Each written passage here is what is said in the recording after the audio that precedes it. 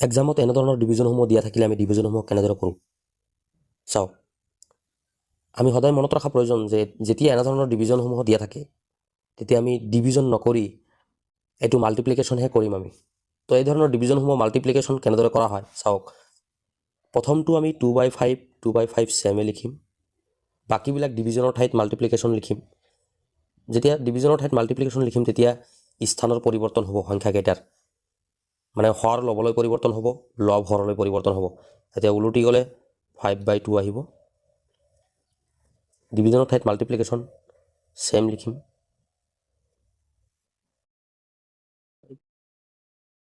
এতিয়া মাল্টিপ্লিকেশ্যন কৰাটো সহজ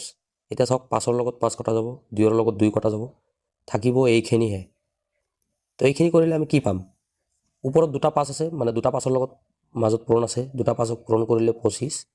তলত দুটা 2 আছে দুটা 2 পূৰণ কৰিলে 4 তে এইটোহে এনসাৰ ওলাব এইটো এনসাৰ